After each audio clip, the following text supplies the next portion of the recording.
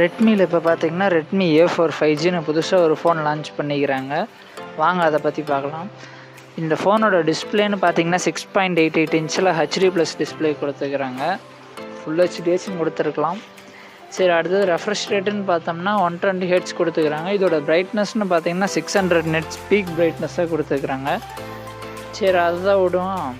ப்ராசருக்கு போகலான்னு ப்ராசருக்கு வந்தால் 4nm Snapdragon 4S Gen 2 கொடுத்துக்கிறாங்க. எத்தனை வருஷத்துக்கு தான் இதே ப்ராசஸரையே அவங்க வச்சு ஓட்டுவாங்கன்னு தான் தெரில. சரி, அடுத்தது ஸ்டோரேஜுக்குன்னு போனோம்னா 64, 128, 256ன்னு 3 வேரியன்ட் இருக்குது. இதோட ரேம் பார்த்திங்கன்னா 6, 8, 12 அப்படின்னு 3 வேரியண்ட்டை லான்ச் பண்ணியிருக்கிறாங்க.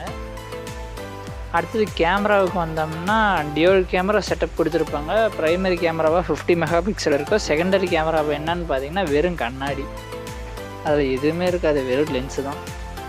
சரி, அடுத்த விட்டு தான் ஃப்ரண்ட் கேமராவுக்கு வந்தோம்னா 8 மெகாபிக்சலில் செல்ஃபி கேமரா கொடுத்துருக்குறாங்க. இதில் ஓரளவு ஓகேவான ஃபோட்டோஸ் எடுத்துக்கலாம். ஃப்ரண்ட் கேமராவிலையும் சரி பேக் கேமராவிலையும் சரி மேக்ஸிமமாக 1080p 30 fps வீடியோ ரெக்கார்ட் பண்ணிக்கலாம். இதோட பேட்ரின்னு வந்தோம்னா 5160 mAh. இதில் தான் கொஞ்சம் அதிகமாக கொடுத்துருக்குறாங்க, ஒரு 120 mAh. ஆனால் 18 watts ஃபாஸ்ட் சார்ஜிங் சப்போர்ட் கொடுத்துக்கிறாங்க. பாக்ஸில் பார்த்தீங்கன்னா 10 watts சார்ஜர் தான் இருக்கும். அப்புறம் ஏன் 18 watts கொடுக்கணும்?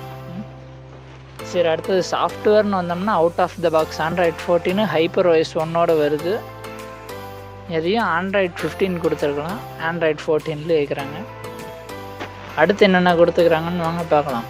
டியூல் சிம் சப்போர்ட் கொடுத்துக்கிறாங்க. 2 சிம்முமே 5G சப்போர்ட் பண்ணும். இதில் பார்த்தீங்கன்னா Wi-Fi 5, Bluetooth 5.3 கொடுத்துக்கிறாங்க. அது இல்லாமல் USB Type-C கொடுத்துக்கிறாங்க. அது இல்லாமல் IP52 டஸ்ட் ப்ரூஃப் ரேட்டிங் இருக்குதான்.